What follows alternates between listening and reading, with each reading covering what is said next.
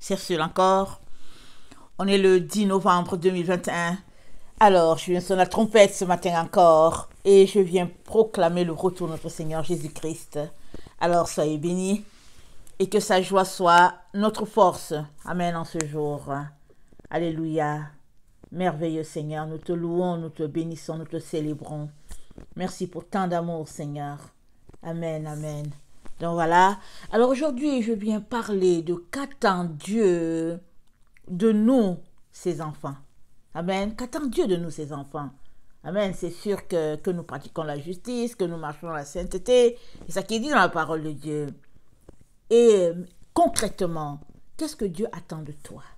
Toi qui l'écoutes, toi qui l'aimes, toi qui veux faire sa volonté, toi qui, au fait, aimerais te retrouver avec lui dans la gloire, dans la félicité. Qu'attend Dieu de toi? Amen. Concrètement.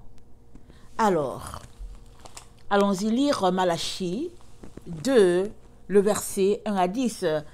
Hier, on a vu Malachie, on a parlé du fait que Élie, amen, le messager du Seigneur, il vient pour restaurer, amen, pour connecter à nouveau le cœur des pères aux enfants et celui des enfants aux pères. C'est ça que Élie vient faire, le messager du Seigneur. Et il a dit, voici, il vient.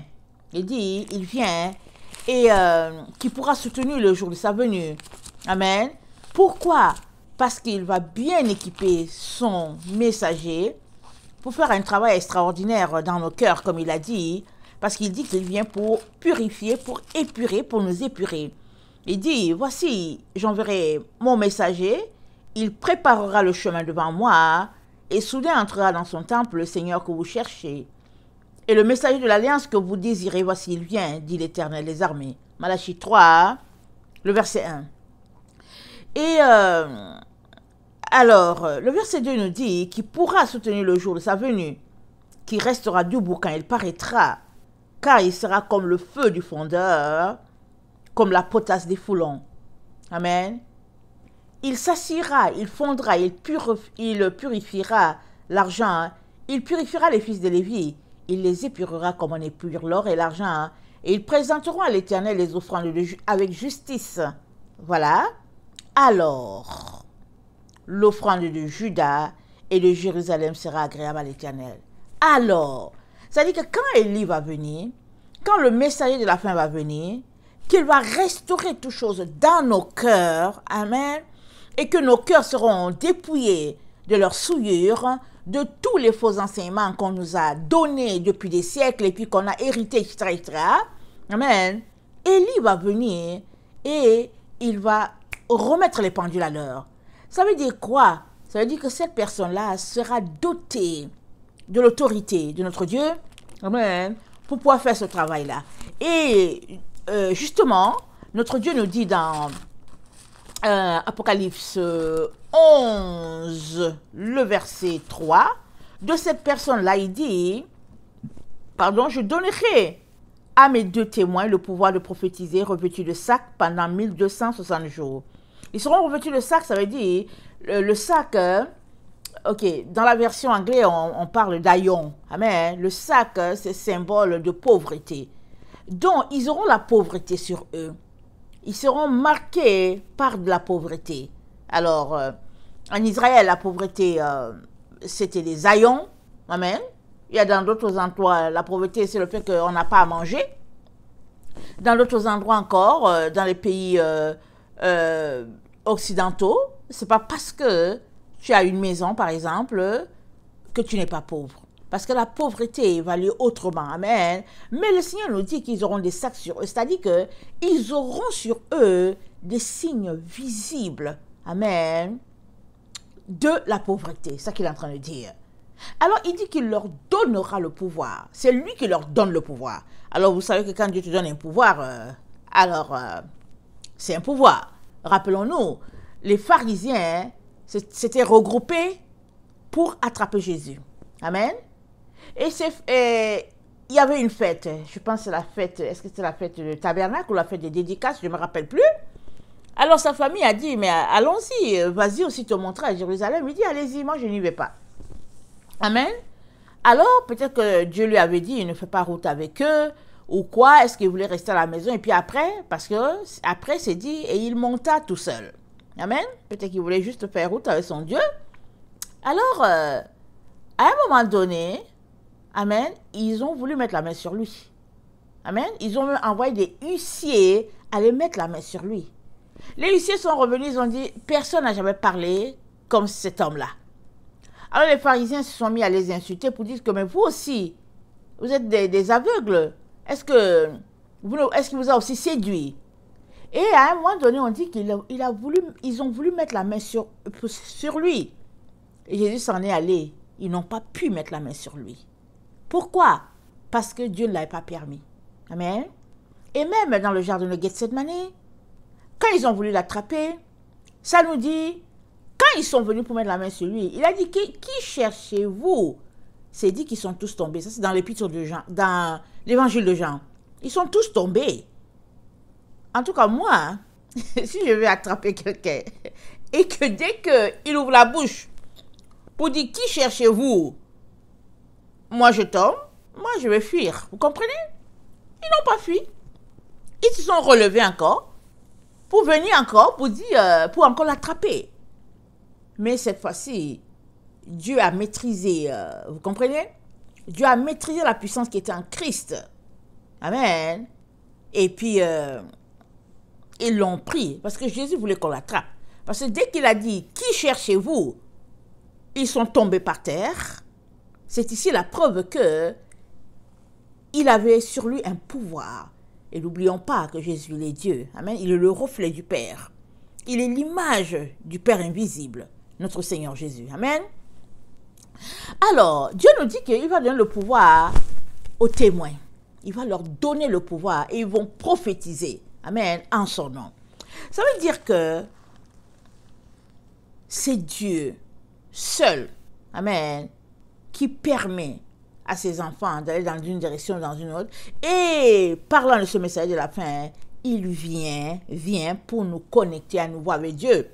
Le Père, surtout que dans ce méli-mélo, nous nous trouvons où est la vérité, on ne sait pas. Amen. Alors, on la découvre quand on lit la Bible, on découvre, amen, on fait la connexion avec le Saint-Esprit, on découvre la vérité, mais dans tout cela, il y a encore plein de choses qui nous sont cachées. Et Dieu nous dit qu'il va nous envoyer Élie. Et cet Élie-là, quand il va finir de ramener la vérité dans nos cœurs tel que le Père s'attend, amen, il dit alors, nos offrandes seront agréables à l'Éternel. Amen. Comme dans les temps, comme autrefois. Amen. Alors, Dieu s'attend à ce que toi et moi, nous puissions nous purifier. Amen. Que nous soyons en train de faire ce qu'il nous a appelés à faire. Vous savez, Satan, il craint toutes les personnes qui savent qui elles sont. Satan les craint. Pourquoi? Parce qu'une fois que tu sais qui tu es et ce que tu es venu faire sur la terre, c'est fini. Il ne peut plus rien. Si toi tu es venu sur la terre pour juste nourrir les pauvres comme Mère Teresa, ben c'est fini. Mère Teresa elle a quitté l'Europe, elle a quitté son confort, amen, et elle est allée en Inde.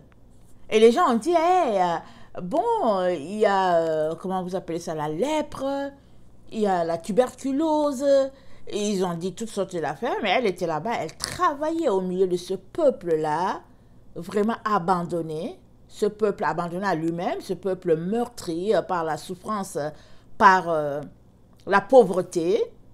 Alors, ce peuple-là, comment ne va-t-il pas connecter au Dieu de Mère Teresa?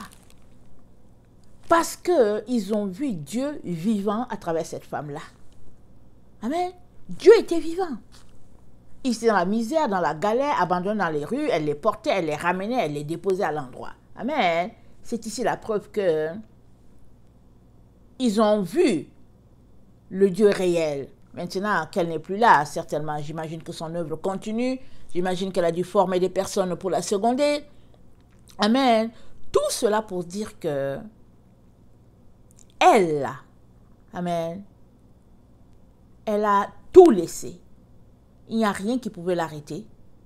Et Dieu l'a gardée jusqu'à ce qu'elle finisse sa mission. Elle est partie. Les gens ont beau dire tout ce qu'ils ont dit, c'est leur problème. Elle connaissait, c'est pourquoi elle était là sur la terre. Elle devait s'occuper des pauvres, c'est tout. Alors, qu'attend Dieu de toi?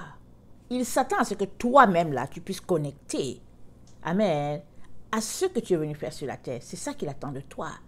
Parce que si tu ne fais pas ce que tu es venu faire sur la terre, amen, je ne vois pas comment tu vas te tenir devant lui sans baisser la tête. Parce que tu n'auras pas accompli ce que tu es venu faire. Amen. Si tu te retrouves devant lui. Parce que si tu ne viens pas faire ce que tu es venu faire sur la terre, ça veut dire que ton cœur a été attiré ailleurs. Ça veut dire que tu t'es détourné carrément du chemin et que tu es en train de courir à toute futilité. Or, là où nous sommes, amen, ce n'est plus le temps de courir après ce qui ne rapporte rien, ce qui ne donne pas la vie. C'est le temps vraiment de nous ramasser, comme on dit, en un seul morceau pour pouvoir connecter à Dieu le Père et puis Dieu le Fils et puis vraiment être prêt. Amen. Alors, dans Malachie 2, qui est le texte que nous allons voir aujourd'hui, Dieu s'attend à ce que nous mettions de l'ordre, amen, dans nos vies. Regardez, écoutez, Malachie 2, le verset 1. Maintenant, à vous cet ordre sacrificateur. Mais je m'arrête là, qui est sacrificateur? Tu es sacrificateur. Je suis sacrificateur. Parce que Jésus-Christ a fait de nous des sacrificateurs selon l'ordre de Melchisédek, c'est-à-dire des rois et des sacrificateurs. On porte les deux titres sur nous. Amen. On est sacrificateur au même titre que les Lévites, mais on a un plus. On est aussi roi à cause de Jésus-Christ qui était roi aussi, qui est roi. Pas été, mais qui est roi. Alors, à ce titre de roi sacrificateur, est-ce que tu es en train de faire ton travail? Amen. Es-tu en train de répandre autour de toi le parfum, amen, de ta double onction, roi et sacrificateur, de telle sorte que l'autre aussi, en contact avec toi, devienne roi et sacrificateur. Amen. Alors, maintenant à vous, cet ordre sacrificateur, si vous n'écoutez pas, si vous ne prenez pas à cœur de donner gloire à mon nom, dit l'Éternel des armées, j'enverrai parmi vous la malédiction, et je maudirai vos bénédictions. Oui, je les maudirai, parce que vous ne l'avez pas à cœur. Voici, je détruirai vos semences, et je vous jetterai des excréments au visage, les excréments des victimes que vous sacrifiez, et on vous emportera avec eux. Vous saurez alors que je vous ai adressé cet ordre, afin que mon alliance avec Lévi subsiste, dit l'Éternel des armées. Alors, Dieu dit, il dit, si vous n'écoutez pas et ne prenez pas à cœur de donner gloire à mon nom, amen, dit l'Éternel. Mais comment est-ce qu'on peut donner gloire au nom de Dieu? C'est en le craignant, n'est-ce pas? En partant, c'est en le craignant. Si tu ne crains pas Dieu, jamais tu ne peux donner gloire à Dieu. Tu ne peux pas. Et la Bible dit, la crainte de l'Éternel, c'est le commencement de la sagesse. C'est-à-dire, le point de départ, si tu as un stylo en main, le point de départ, avant que tu commences à écrire, alors que tu déposes ton stylo sur une feuille, le point de départ qui est là, avant que ta lettre se dessine, c'est la crainte de l'Éternel. Si tu l'as, tu pourras alors écrire ta lettre C, qui est crainte. Tu pourras commencer par écrire ton C. Alors, si tu ne crains pas Dieu, tout est voué à l'échec pour toi. Et Dieu nous dit ici, il dit, vous n'écoutez pas et vous ne prenez pas à cœur de donner gloire à mon nom, dit l'Éternel. Il dit, j'enverrai sur vous la malédiction. Je maudirai vos bénédictions. Je maudirai vos bénédictions. Je vais m'arrêter là. Je maudirai vos bénédictions. C'est fort, n'est-ce pas? Ça veut dire quoi? Ça veut dire que Dieu nous a bénis. En partant, nous sommes bénis. Mais puisque nous refusons de donner gloire à Dieu, il nous dit, hey, watch out, attention, vos bénédictions risquent d'être maudites parce que vous ne voulez pas donner gloire à mon nom. Et si nous allons dans l'Apocalypse, parce que nous sommes dans le temps de l'Apocalypse, si nous allons dans l'Apocalypse 16, amen, l'ange qui est là, qu'est-ce que je raconte, l'Apocalypse 14, excusez-moi, l'ange qui est là, il se balade, amen, Dieu parle à terre, et puis, il dit, le verset 6, « Je vis un autre ange qui volait par le milieu du ciel, ayant un évangile éternel pour l'annoncer aux habitants de la terre, à toute nation, à toute tribu, à toute langue, à tout peuple. Il disait d'une voix forte, « Craignez Dieu et donnez-lui gloire, car l'heure de son jugement est venue, et adorez celui qui a fait le ciel et la terre, et la mer et les sources d'eau. » Craignez Dieu. C'est ça que le messager de Dieu vient dire. C'est ça. Voilà ce que Dieu dit. Il dit, je vous ai donné cet ordre, sacrificateur. C'est-à-dire, il parle à toi et à moi. Il dit, si vous n'écoutez pas et vous ne prenez pas à cœur de donner gloire à mon nom, dit l'Éternel des armées. Il dit, si on ne prend pas à cœur de le craindre, toi et moi, il nous dit qu'il maudira nos bénédictions. Alors, connais-tu tes bénédictions? Connais-tu tes bénédictions? Oui, il t'a béni, tu as un bon travail, une belle voiture, une belle maison, tu as un beau physique, et puis voilà, tu es intelligent, tu es brillant et tout. Laissons tout ça. C'est pas ça qui va t'amener au ciel. Quelles sont les bénédictions que Dieu t'a données? Amen. Et Dieu nous intéresse à ces bénédictions-là. Allons-y lire Éphésiens 4. On est toujours sur les mêmes tests d'hier. Hein?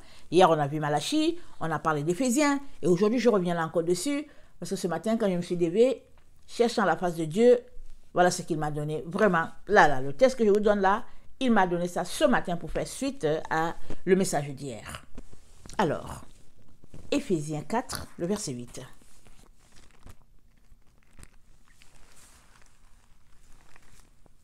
Éphésiens 4, le verset 8, il dit, c'est pourquoi il est dit, étant monté en haut, il a amené des captifs et il a fait des dons aux hommes. Or, que signifie il est monté sinon qu'il est aussi descendu dans les régions inférieures de la terre? Celui qui est descendu, c'est le même qui est monté au-dessus de tous les cieux afin de remplir toutes choses. Il a donné les uns comme apôtres, les autres comme prophètes, les autres comme évangélistes, les autres comme pasteurs et docteurs, pour le perfectionnement des saints, en vue de l'œuvre du ministère et de l'édification du corps de Christ, jusqu'à ce que nous soyons tous parvenus à l'unité de la foi et de la connaissance du Fils de Dieu, à l'état d'homme fait, à la mesure de la stature parfaite de Christ, afin que nous ne soyons plus des enfants flottants et emportés à tout vent de doctrine, par la tromperie des hommes, par leur ruse dans les moyens de séduction, mais que, professant la vérité dans la charité, nous croissions à tous égards à celui qui est le chef de Christ, qui est le chef Christ.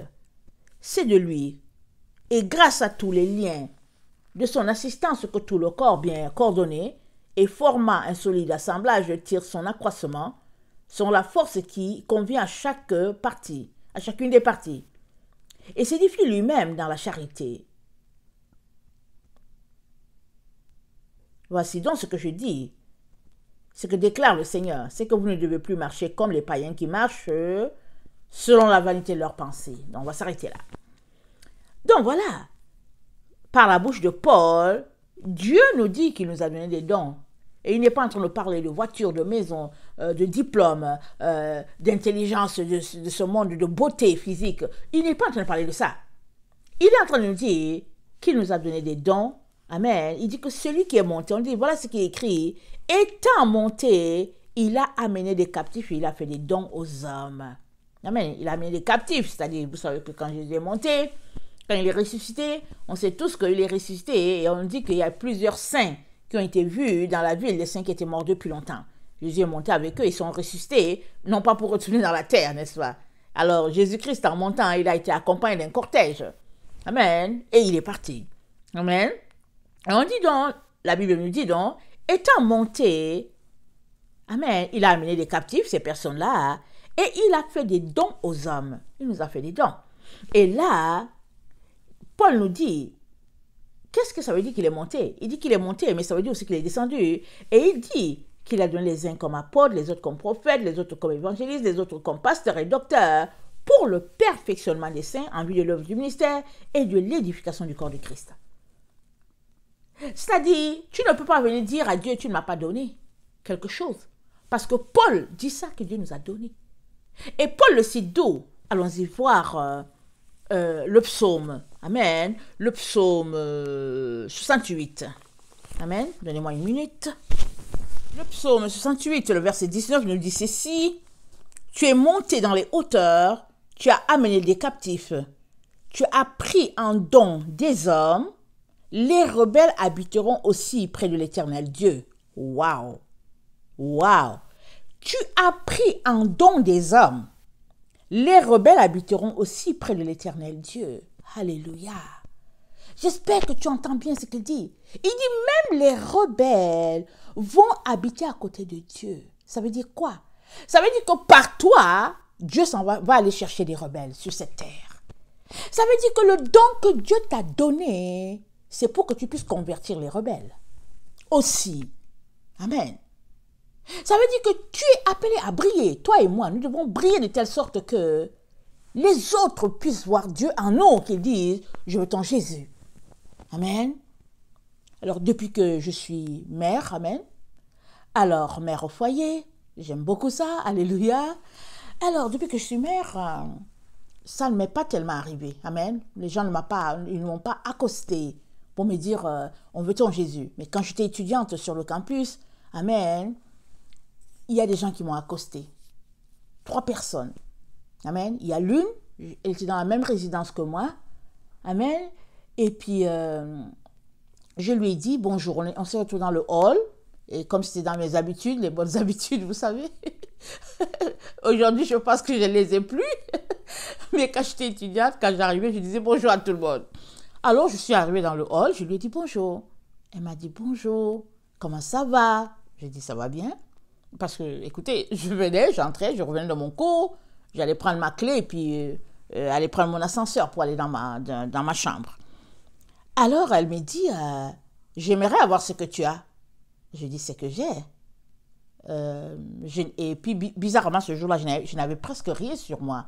Je ne sais pas qu'est-ce que j'avais. Est-ce que j'avais juste un petit dossier, une petite chemise avec un document dedans? Je ne me rappelle pas, mais je n'avais même pas mon sac d'école, rien. Alors, je lui dis, mais je sais pas qu'est-ce que j'ai. Je dis, quoi? J'ai essayé de lui proposer les choses que j'avais en main. Elle dit non, pas ça. Je suis restée, c'est en 3e position, que j'ai dit Jésus. Elle dit oui, lui. J'ai dit, ah, tu veux Jésus? Elle dit oui. J'ai dit, ah, ok, d'accord. Je n'ai pas cliqué là, comme ça, pour dire, viens dans ma chambre, je vais te parler de lui. Mais non, d'abord, je ne me sentais même pas... Il ne me sentait pas appelé à évangéliser, vous comprenez? J'étais étudiante. Donc, je lui ai dit, ok, dimanche, je vais venir te prendre, on va aller à l'église. Comme si c'était l'église qui m'avait donné mon Jésus. Oh, mon Jésus, je l'avais dans ma chambre. Amen. Alors, donc je l'ai amené à l'église. Rien ne s'est passé. Je l'ai amené, on est revenu à l'église. Je l'ai invité dans ma chambre. Et je me suis mise à prier pour dire, Seigneur, bénis ce repas. Parce que bon, je n'avais pas préparé, mais je me suis dit, on va manger une salade. Et puis avec du pain qui était là. Mais avant, je voulais prier. J'ai juste dit, Seigneur Jésus, merci pour ce repas. Et puis bon, voilà, bénis-elle. Et puis bon, elle est tombée. Elle est tout simplement tombée. On n'a même plus mangé. Et moi, je ne savais pas ce que c'était. Mais elle était tombée parce qu'elle m'avait dit, Dieu est présent là, dans cette chambre-là. Et effectivement, c'est l'endroit où je priais à tous les jours. Amen. Finalement, c'est de cette chambre-là qu'elle a donné sa vie à Jésus. Ce n'est pas à l'église où je l'ai amenée. Amen. Parce que, et après, elle m'a dit, je ne pouvais pas prononcer le nom de Jésus. Je lui ai dit, pourquoi? Elle dit, le nom de Jésus, tu ne peux pas le prononcer quand tu es dans les choses occultes. Elle était vraiment dans les choses d'occultisme. Sa mère l'avait mise là-dedans. Et puis elle dit le nom de Jésus, personne ne peut le prononcer. sauf les vrais enfants de Dieu. Elle dit parce que quand tu prononces le nom de Jésus là, elle dit quand tu dis Jésus là, ou bien quand tu dis Yeshua là, elle dit c'est le feu qui sort de ta bouche. Et c'est comme ça qu'elle m'a dit, je te vois marcher souvent, hein. Elle dit, chaque fois que je te vois marcher, je ne vois que de la lumière. Elle dit, excuse que je te le dise, elle dit, tu es juste une lumière qui marche au fait. Et je t'ai toujours envié, j'ai toujours voulu avoir ce que tu as. Parce que, elle dit, tout le monde qui marche là, elle dit, pour te dire combien je suis versée dans ces choses-là, pas parce que je voulais, elle dit, depuis petite, ma mère m'a initiée à cela. Elle dit, pour te dire combien je suis versée dedans, elle dit, je vois tout le monde qui passe. Elle dit, je vois l'autre côté. Je vois dans le monde spirituel, mais pas de la bonne façon. Donc, je sais qui est vrai chrétien, qui est faux. Amen. Et elle m'a dit, je veux le vrai. Elle dit, mais mon degré de souillure n'était pas capable de prononcer ce nom-là. Amen. Béni soit le Seigneur, parce que je l'ai connecté à Jésus-Christ. Elle est devenue sa fille. Alléluia. Une autre personne, c'était aussi, un jeune homme. Attendez. Non, c'était sa copine. Sa copine, les deux marchaient. Amen. Et puis sa copine m'a accosté. Elle m'a accosté pour me parler de la personne qui est en moi. Amen. Et puis, donc j'ai répondu aussi à sa question et tout. Et l'autre personne, c'est mon professeur. Amen. J'étais en classe, en pleine classe. Je suis venue juste m'asseoir. C'est tout. Alors, le cours était autour de 13h, 13h30, si j'ai bonne mémoire. Je me suis assise. Et puis, ce jour-là, il nous remettait aussi nos notes. C'est pas pour dire que j'avais une bonne note.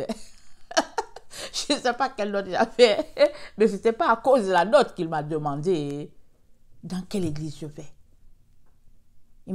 Il m'a dit, mais dans quelle église tu vas toi? Écoutez, dans un cours, amen, un cours d'économie, un professeur qui arrête le cours pour te demander, c'est parce qu'il a vu quelque chose. Amen. Et puis bon, je peux aller, continuer, donner des exemples. Amen. Alors Dieu nous dit que, il dit, le verset 19, le psaume 68, il nous dit, tu es monté dans les hauteurs, tu as amené les captifs. C'est le psaume est-ce que c'est le psaume de David ou bien le psaume de David? Et nous savons que David, il a beaucoup prophétisé, il a beaucoup chanté sous l'inspiration du Saint-Esprit. Alors il dit, tu es monté dans les hauteurs, tu as amené les captifs, tu as pris en don des hommes, les rebelles habiteront aussi près de l'Éternel Dieu. Ça c'est fort. Toi et moi avons la responsabilité d'amener les rebelles avec nous, de les amener dans la présence de Dieu. Et c'est ça qui fait la joie du Père. Alors le don que tu es sur cette terre, dans le quartier où tu es, à l'endroit où tu es, le don que tu es, c'est pour amener les captifs avec toi. À l'épicerie où tu travailles. Si tu travailles à l'endroit où on lave les morts, si tu travailles à l'endroit où on lave les légumes, peu importe l'endroit, peu importe ton type de travail, que le travail soit d'un type sale, je ne sais pas quel type de travail tu fais, hein, tu es là pour rayonner. Tu es là pour répandre la gloire de Dieu. Tu es là pour que la lumière brille. Jésus-Christ a dit quoi? On n'allume pas la lampe pour la mettre sous le boisseau. On allume la lampe et la lampe qu'il a allumée, Jésus-Christ a allumé la lampe. Alors à toi d'augmenter l'intensité et de la mettre haut pour qu'elle puisse briller afin que la gloire revienne à notre Dieu et que les gens te poursuivent pour dire quel est le Jésus que tu as et on veut avoir ton Jésus. Amen. Alors, voilà pourquoi, amen, tu es sacrificateur roi. Tu n'es pas juste un sacrificateur pour dire oui, Jésus-Christ m'a sauvé, alléluia, amen, il m'a donné un bon travail, et puis bon voilà, et puis non. Tu es roi sacrificateur pour qu'ensemble nous puissions faire la récolte divine, hein, amen, hein, et envoyer la paix sur la terre. Parce que Dieu a besoin de nos mains pour récolter. Vous savez, quand le temps de la récolte vient, avec la technologie, l'avancée technologique, aujourd'hui c'est des gros appareils qui viennent, des grosses machines qui font la récolte. Mais si nous lisons le livre de Ruth, amen, Ruth est allée glaner dans le champ de Boaz, amen, et c'est là-bas qu'elle a trouvé son mari, amen, elle est allée glaner là-bas dans le champ. Alors, mais elle avait besoin, ou bien Boaz avait besoin des mains de plusieurs personnes pour récolter. Amen. C'est aussi comme ça que Ruth est allée. Dieu a besoin de nos mains pour récolter. Même s'il y a des machines qui récoltent, cette récolte-là, amen, la récolte des âmes, c'est par nous que notre Dieu le fait. Ce n'est pas par des machines. Alors tu as besoin de te rendre disponible pour que cela soit possible. Et ça, c'est suivant ton degré de sainteté, ton niveau de pureté. Amen. Parce que Dieu dit quoi? Il dit rechercher la paix et la sainteté sans laquelle il ne verra Dieu. Alors nous sommes appelés, amen, à nous dépoussiérer, comme on dit. On est appelé à nettoyer notre robe à tous les jours. On est appelé à secouer la poussière, à jeter tout ce que le Père n'aime pas pour pouvoir être conforme, amen, à ces serviteurs-là qui vont aller à la récolte. Et donc, il nous dit donc que les rebelles aussi habiteront à côté de lui. Alors, si tu as été rebelle et qu'aujourd'hui tu ne l'es pas, il est temps que tu saisisses que tu dois aller chercher les autres rebelles comme toi pour dire allons-y. Rappelons-nous, même sur la croix, amen, il y a le brigand qui est parti avec Jésus, là, sur la croix. Et Jésus, il n'a pas eu besoin d'aller se faire baptiser, comme certains disent. Non. Il a dit, souviens-toi de moi. Jésus dit, aujourd'hui même, là, ton cas est réglé, alléluia, amen. Alors, c'était un rebelle ou pas? Un vrai? Parce que Jésus a été cloué entre deux bandits, comme si Jésus était bandit. Mais ça, c'est la gloire de Dieu. Parce qu'il est venu pour les perdus, il est venu pour les bandits, il est venu pour les prostituées. Amen. Il est venu pour les gens sans importance comme toi et moi. C'est pour ça qu'il est là. Alors, si toi, tu penses que tu es quelqu'un sans importance, il est temps que tu ailles aussi chercher les autres qui sont sans importance. À moins que tu penses que tu as tellement de valeur que ce n'est pas pour toi et que, voilà, je n'entre pas dans les détails. Mais si tu penses que tu es quelqu'un sans valeur et que le créateur de tout l'univers t'a aimé tellement qu'il t'a sauvé, peut-être in extremis, il est temps aussi que tu ailles sauver les autres in extremis. Amen. Alors, pour retourner à notre texte de Malachie, donc, il nous dit, j'enverrai parmi vous la bénédiction et je maudirai vos bénédictions. Waouh! Mais quelles sont nos bénédictions? Allons-y regarder Ephésiens 4, comme on vient de le lire. C'est là-bas que se trouvent nos bénédictions.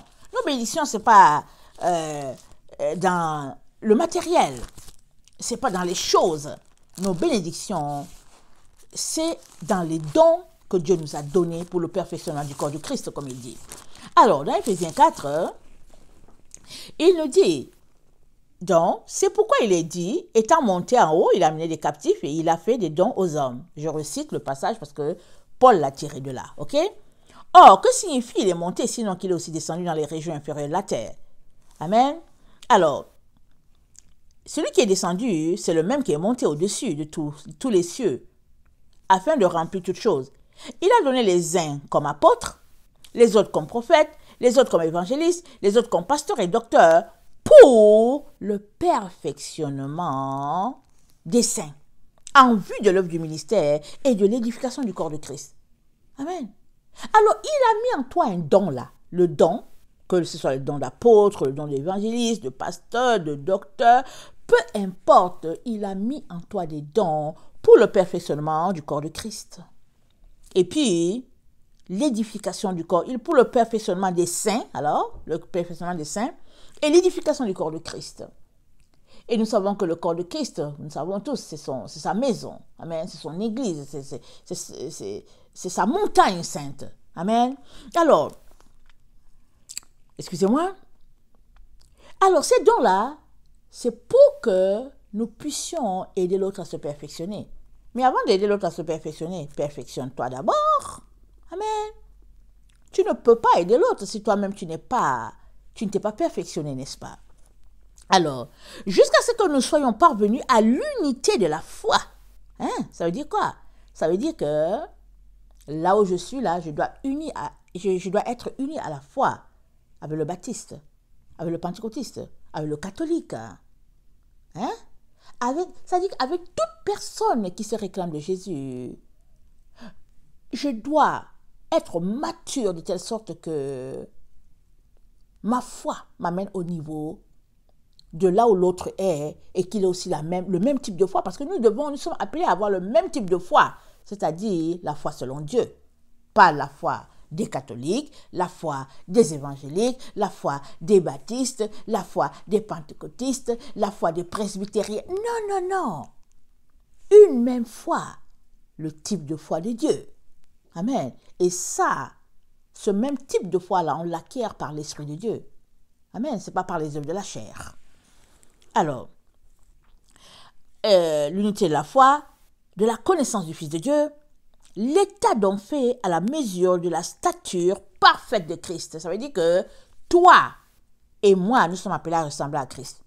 Que ce soit le catholique, que ce soit le baptiste, que ce soit le presbytérien, que ce soit le pentecôtiste, nous sommes tous appelés à ressembler à Christ. Pas de venir là et puis on commence à rabarabarabarabarabar alors que ta vie est une vie souillée, mais dès que tu vois les gens, tu commences à dire que tu parles en langue et puis rabarabarabar. C'est pas de ça qu'il est question. C'est pas que tu viens commencer à dire que oui, si tu t'es pas baptisé et plongé dans l'eau, tu vas pas au ciel. C'est pas de ça qu'il est question. C'est pas de ça. Il est question que toi et moi puissions arriver au niveau du perfectionnement. Et nous avons vu hier que notre vie chrétienne ne peut pas être en dehors de celle-là de nos parents, de nos pères. Et les pères, c'est qui? Ce sont les apôtres, ceux-là qui nous ont apporté la parole de Dieu. On ne peut pas commencer, ici, là, nous sommes au XXIe siècle, prétendre que nous avons la vérité et puis eux, ils ne l'ont pas. On ne peut pas prétendre cela, surtout nous les protestants qui avons commencé au XVIe siècle.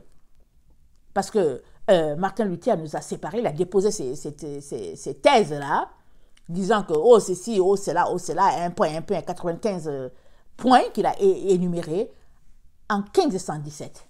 Amen. Alors 500 ans plus tard, on ne peut pas penser que nous, appelés les protestants, nous qui avons protesté, nous avons la vérité, et puis 16 siècles plus tôt, les autres n'ont pas la vérité. Et nous, on l'a. Ce n'est pas possible. Ça ne tient pas. Du tout. Surtout que la Bible dit que l'apostasie, amen, l'apôtre Jean parlait déjà de l'apostasie depuis son temps. Alors la Bible prouve que c'est en nous qu'il y a eu la dégradation, la déchéance de la foi, c'est avec nous. C'est-à-dire que plus les siècles avançaient, moins la foi était là. Alors, ce n'est pas nous qui avons la foi qu'il faut. Hein? Non, non, non. Pas du tout alors.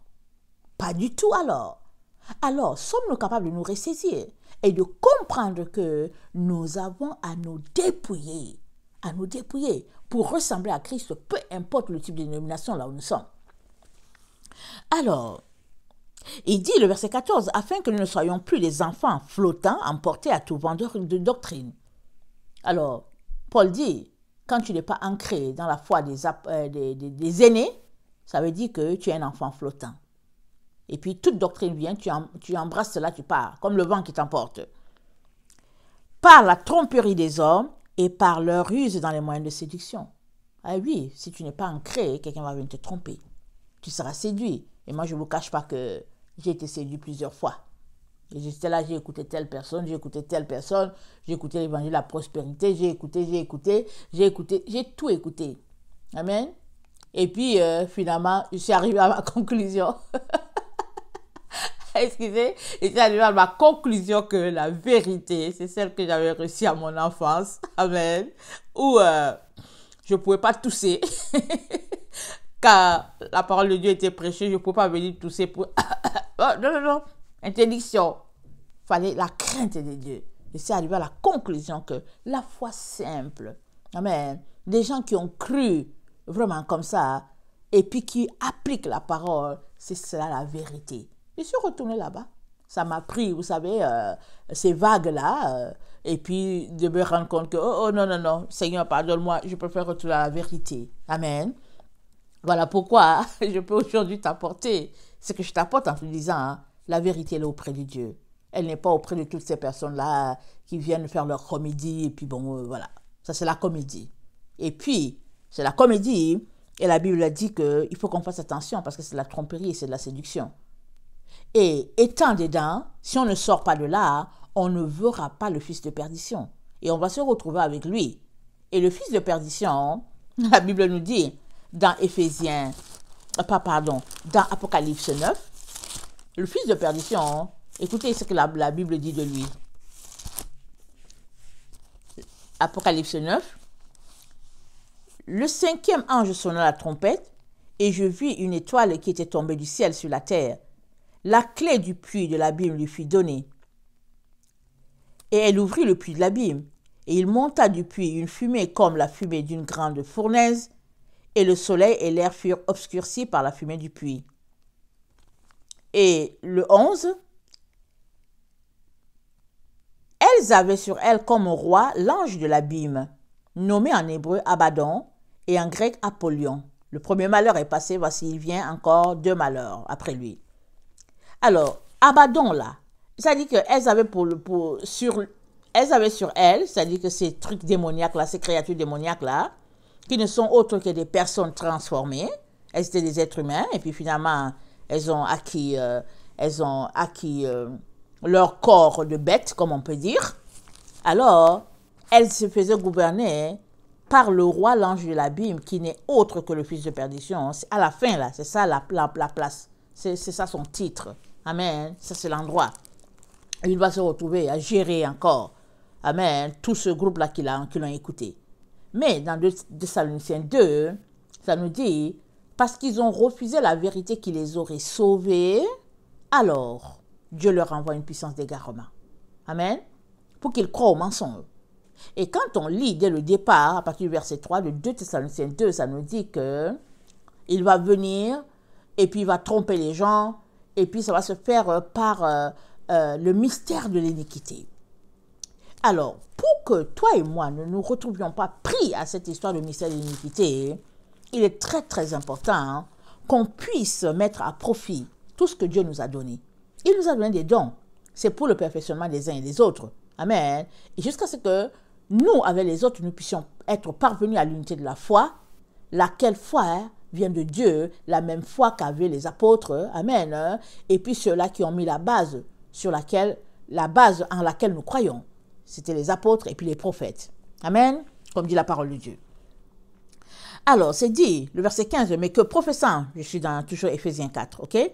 Éphésiens 4, le verset 15, mais que professant la vérité dans la charité, nous croissions à tous égards à celui qui est le chef, Christ.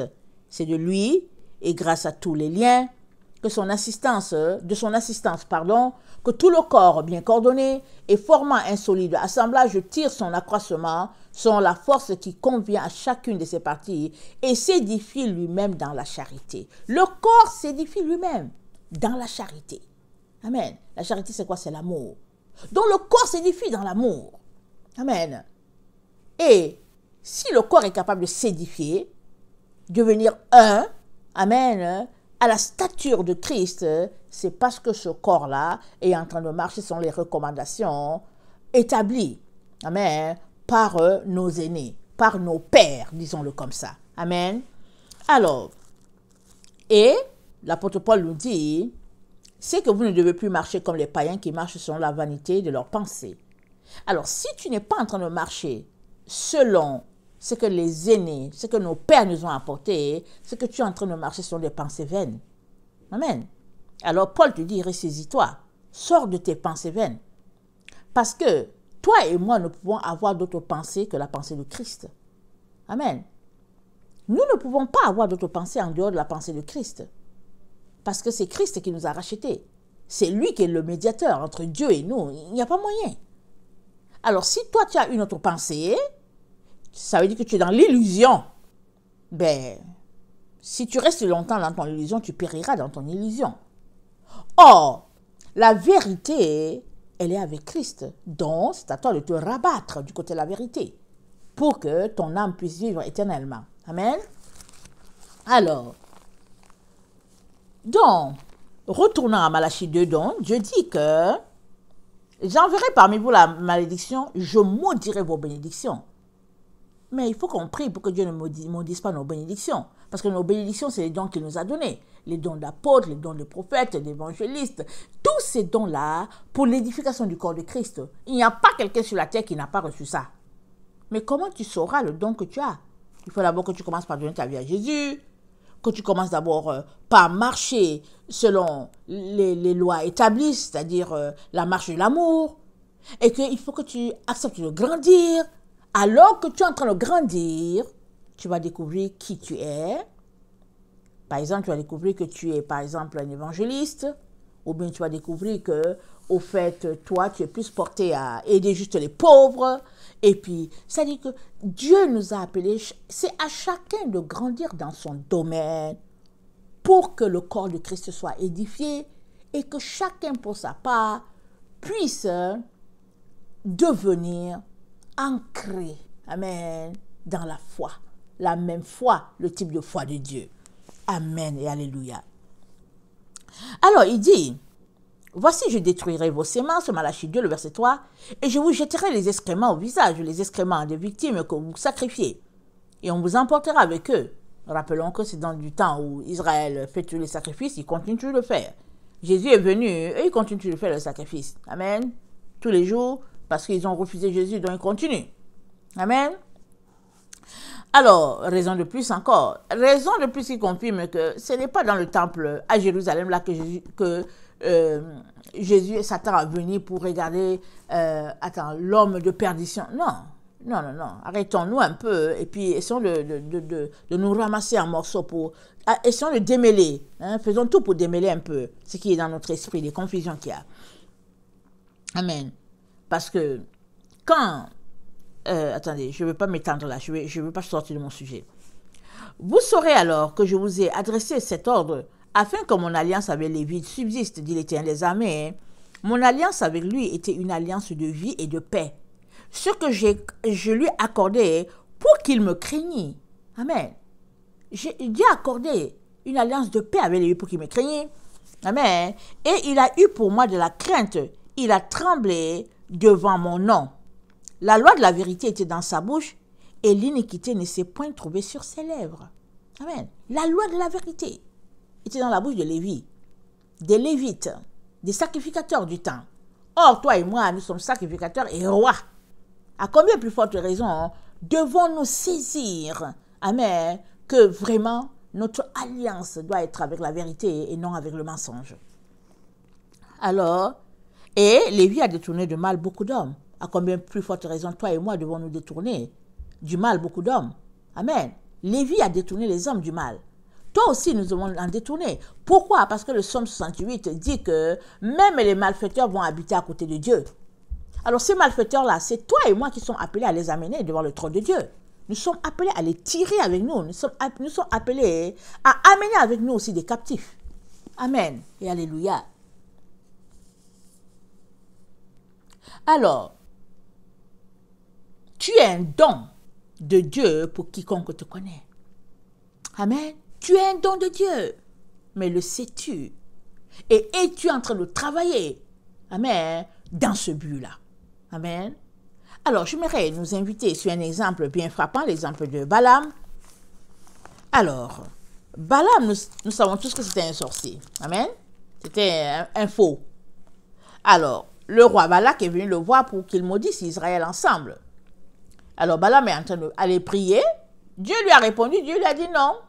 Mais il a quand même, Dieu lui a dit, ne les reçois pas. Balaam a envoyé des gens. Dieu a dit, ne va pas avec eux. Mais Balaam les a reçus. Il dit, dormez ici et puis je vais encore consulter Dieu. Si Dieu t'a déjà répondu une fois, pourquoi tu vas encore demander? C'est parce que son cœur était porté vers les promesses de Balak. Balak lui a dit, le roi Balak a dit au devin Balaam, écoute, si tu les maudis, voilà ce que je vais te donner, voilà. Alors aujourd'hui, beaucoup de gens sont corrompus ou se corrompent à cause des biens matériels. Alors, Balaam, Dieu lui a dit non, mais il les a quand même gardés chez lui. Le lendemain, il est parti avec eux. Mais Dieu est tellement bon, vous savez, il est tellement bon que ce sorcier-là de Balaam, nous pouvons le constater, a été un don pour nous, pour toi et moi, puisque ce qu'il a fait, c'est dans la Bible. Amen. Et avec l'exemple de Balaam, toi et moi, nous craignons Dieu et nous faisons attention. Alors, dans le nombre 22, nous savons tous que Balaam est parti. Alors, son âne s'opposait à lui. Et puis, parce que l'âne voyait l'ange. Mais Balaam, lui, ne voyait pas l'ange. Il était juste aveuglé par sa soif dans son cœur en secret, d'avoir ces biens-là, les biens matériels promis par le roi Balak, alors lui, il partait seulement et il frappait son âne, et je ne vais pas lire tout. À un moment donné, on va lire à partir du verset 31, l'Éternel ouvrit les yeux de Balaam, excusez-moi, Nombre 22, verset 31. Nombre 22, verset 31. Alors, l'Éternel ouvrit les yeux de Balaam, et Balaam vit l'ange de l'Éternel qui se tenait sur le chemin, son épée nue dans la main. Et il s'inclina et se prosterna sur son visage. L'ange de l'Éternel lui dit, « Pourquoi as-tu frappé ton ânesse? Déjà 3 fois. Voici, je suis sorti pour te résister, car c'est un chemin de perdition qui est devant moi. L'ânesse m'a vu et elle s'est détournée devant moi déjà 3 fois. Si elle ne se fût pas détournée de moi, je t'aurais même tué et je lui aurais laissé la vie. » Ah, c'est l'ange qui parle à Balaam. Balaam dit à l'ange de l'Éternel, « J'ai péché, car je ne savais pas que tu te fusses placé au-devant de moi sur le chemin. Et maintenant, si tu me désapprouves, je m'en retournerai. » L'ange de l'Éternel dit à Balaam, « Va avec ces hommes, mais tu ne feras que répéter les paroles que je te dirai. » Et Balaam alla avec les chefs de Balak. Voilà. Balaam lui dit, « Ok, si tu veux que je retourne, je vais retourner. » Mais l'ange lui dit, « Vas-y, vas-y. » Pourquoi? Parce que l'ange de l'Éternel va montrer à Balaam qui est le Dieu d'Israël.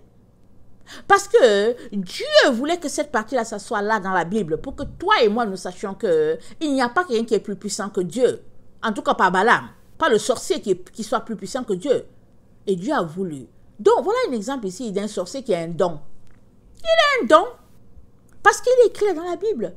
Et ça nous sert d'exemple. Et on peut regarder que, en tout cas, Dieu a été plus puissant. On peut regarder qu'un âne a parlé. On peut regarder que oui, le sorcier finalement, en tout cas, il a perdu. Et puis le sorcier, il a vu et il a mis sa vision dans la Bible. Dieu a permis que sa vision soit dans la Bible. Parce que l'ange lui a dit, vas-y. Pourquoi? Parce que l'ange de l'Éternel allait leur prouver là-bas à tous qui est le Dieu d'Israël. Alors, verset nombre 23. Le nombre 23, le verset 15 à 24, c'est toujours les paroles de notre Dieu, Amen, à Balaam. Mais Balaam les fait sortir et c'est toi et moi qui en bénéficions. Voilà ce que ça dit. Nombre 23, le verset 15. Balaam dit à Balak, « Tiens-toi ici près de ton holocauste et j'irai à la rencontre de Dieu. » L'Éternel vint au-devant de Balaam. Il mit des paroles dans sa bouche et dit, « Retourne vers Balak, et tu parleras ainsi. » Il retourna vers lui, et voici Balak se tenait près de son holocauste, avec des chefs de Moab. Balak lui dit, « Qu'est-ce que l'Éternel a dit ?» Balaam prononça son oracle et dit, « Lève-toi, Balak, écoute. Prête-moi l'oreille, fils de Tsippor. Dieu n'est point un homme pour mentir, ni un fils d'homme pour se repentir. Ce qu'il a dit ne le fera-t-il pas? Ce qu'il a déclaré ne l'exécutera-t-il pas? Voici, j'ai reçu l'ordre de bénir. Il a béni, je ne le revoquerai point. Il n'aperçoit point d'iniquité en Jacob. Il n'aperçoit point d'iniquité en Jacob. Il ne voit point d'injustice en Israël. L'Éternel, son Dieu, est avec lui. Il est son roi, l'objet de son allégresse. Dieu les a fait sortir d'Égypte. Il est pour eux comme la vigueur du buffle. L'enchantement ne peut rien contre Jacob, ni la divination contre Israël. Autant marqué, il sera dit à Jacob et à Israël, quelle est l'œuvre de Dieu. C'est un peuple qui s'élève comme une lionne et qui se dresse comme un lion. Il ne se couche point jusqu'à ce qu'il ait dévoré la proie et qu'il ait bu le sang des blessés. C'est ça que Balaam a vu. Amen. Et toi, nous savons que Dieu n'est point un homme pour mentir, ni un fils d'homme pour se repentir. Et ça, là, c'est sorti parce que Dieu a voulu que Balaam, le sorcier, reçoive ces paroles-là. Et c'est dans la Bible. Donc, Balaam est un don. Quand bien même il est un sorcier, là, il a un don. Par sa bouche, voilà ce que nous avons reçu. Dieu a permis que ça soit là. Pour qu'on puisse voir, amen, la vérité qui sort de la bouche de Dieu. Quand bien même le sorcier, là, est puissant, qu'il veut faire quelque chose, il Il ne peut rien. Quand le Dieu est pour toi, si Dieu est pour toi, alléluia, qui sera contre toi? Qui? Le sorcier ne peut pas, il va fuir. Parce que ton Dieu est Dieu. Alléluia. Nombre 24. Amen. On continue toujours pour dire ce que nous avons reçu de Balaam le sorcier. Amen. Alors, Nombre 24. Excusez-moi, il faut pas que je... Alors, Balaam vit que l'Éternel trouvait bon de bénir Israël et il n'alla point avec les autres fois. Il n'alla point comme les autres fois à la rencontre des enchantements, mais il tourna son visage du côté du désert. Ah, on dit qu'il n'est pas allé du côté des enchantements, il n'est pas allé faire la sorcellerie. Les enchantements, c'est la sorcellerie. Donc Balaam a renoncé à faire la sorcellerie. Amen. Il a tourné son regard vers le désert. Balaam leva les yeux et vit Israël camper selon les tribus. Alors l'Esprit de Dieu fut sur lui. Hein? On peut se dire, mais Seigneur, c'est fort quand même. Hein? C'est fort. Comment se fait-il que tu puisses parler à un sorcier? Mais Dieu voulait que l'ennemi d'Israël puisse voir qui est ce peuple-là. Amen. Puisque Balaam s'est mis du côté de Balak, et ensemble, ils veulent maudire Israël, Dieu veut leur montrer qu'il est le Dieu d'Israël. Il est la protection d'Israël. Amen, alléluia. Amen. Dis Amen avec moi, parce que Dieu est celui qui te protège. Alléluia. Alors, Balaam prononça son oracle et dit, parole de Balaam, fils de Béor, parole de l'homme qui a l'œil ouvert, parole de celui qui entend les paroles de Dieu, de celui qui voit la vision du Tout-Puissant, de celui qui se prosterne et dont les yeux s'ouvrent.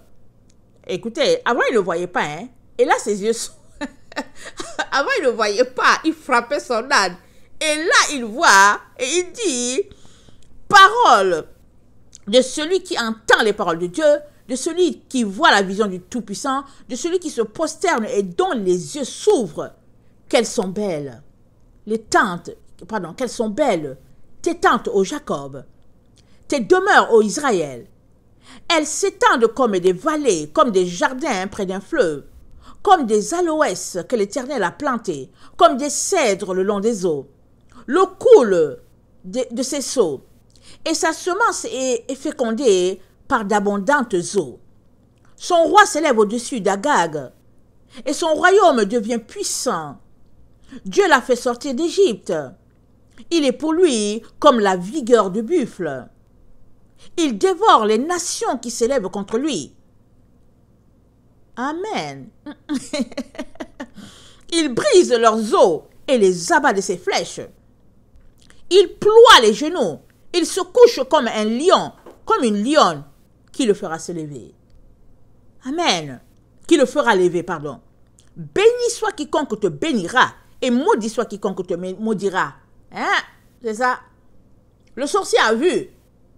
Et subitement, lui-même, il prononce, il dit, béni soit quiconque te bénira, Israël, et maudit soit quiconque te maudira. C'est-à-dire, qu'est-ce qu'il est en train de dire? Balaam est en train de dire, ah, moi je suis maudit, hein, si je maudis Israël. Il est déjà en train de rebrousser chemin. Il est en train de back up, de dire, ah non, non, non, je recule. Donc, Dieu, le créateur de l'univers, nous a donné un don. Balaam est un don que Dieu nous a donné. Parce que par lui, nous voyons tout ça, toutes ces choses-là que Dieu a mis dans la Bible. Amen. Et dans Nombre 24, Dieu lui donne encore de voir. Nombre 24, le verset 15, Balaam prononça son oracle et dit, parole de Balaam, fils de Béor, parole de l'homme qui a l'œil ouvert, parole de celui qui entend les paroles de Dieu, de celui qui connaît les desseins du Très-Haut, de celui qui voit la vision du Tout-Puissant, de celui qui se prosterne et dont les yeux s'ouvrent. Je le vois. Alléluia. Mais non maintenant. Je le contemple, mais non de près. Un astre sort de Jacob. Alléluia. Alléluia. Un sceptre s'élève d'Israël.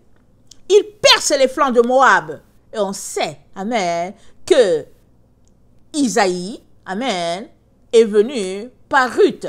Et Isaïe, c'est le père de David. Et David, nous savons qu'il est le roi d'Israël. Et Dieu a dit que, en tout cas, le sceptre ne s'éloignera point de David. Amen. Et nous savons que la montagne de Sion, elle fait référence à la descendance de David. Et par David, amen, la gloire de l'Éternel s'élèvera encore une fois de plus sur Israël. Amen.